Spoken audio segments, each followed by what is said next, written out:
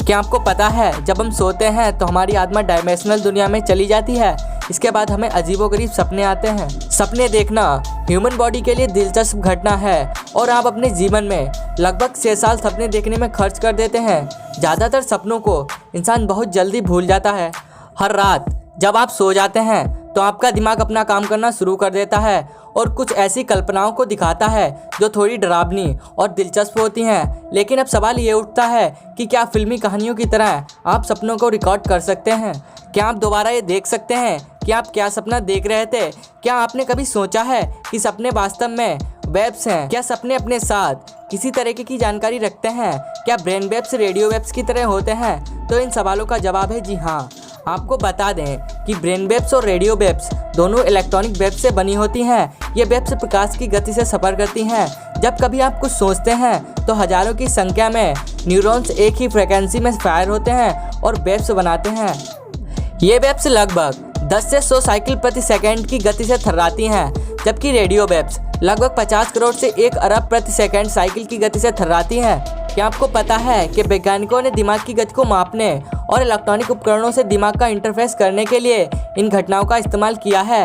ये आपको ये देखने की अनुमति देता है कि दिमाग का कौन सा हिस्सा विभिन्न गतिविधियों के लिए एक्टिव है और कौन सा हिस्सा सपने के दौरान एक्टिव रहता है। ये बड़ी अजीब बात है कि इंसान को नींद क्यों आती है और नींद में सपने क्यों आते हैं, लेकिन इस सवाल का जवाब आज भी पहेली बना हुआ है। बेशक इसके लिए विभिन्न सिद्धांत बने हुए हैं। वास्तव में आप ये कभी नहीं जान सकते कि कोई इंसान किस चीज़ के बारे में सपना देख रहा है।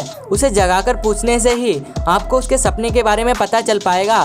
दुनिया में ऐसी कोई मशीन नहीं बनी है जो आपका सपना देखने वाले दिमाग को पढ़ सके। आपको जानकर हैरानी होगी कि वैज्ञानिकों ने ऐसा करने के लिए एक तकनीक विकसित की है। दिमाग को पढ़ने के लिए बनाई गई ये तकनीक फंक्शनल MRI स्कैन से शुरू होती है। इसके अंदर किसी भी चीज़ की सफ़ेद और काले रंग के पिक्सल्स की सामान्य तस्वीर दिखती है।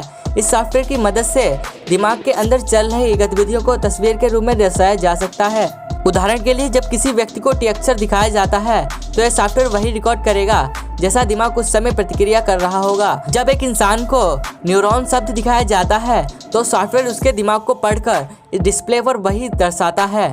लेकिन इतना काफ़ी नहीं है। आगे की खोज के लिए वैज्ञानिकों ने कुछ जटिल दृश्यों का इस्तेमाल करना शुरू किया है और इंसान की नींद में ही सपने के विषय में निगरानी शुरू कर दी है। इस मामले में जब कोई सोता हुआ इंसान फंक्शनल MRI से जुड़ता है तब उसे सपने के बीच में जगा सकते हैं और उससे पूछ सकते हैं कि वो क्या सपना देख रहा था।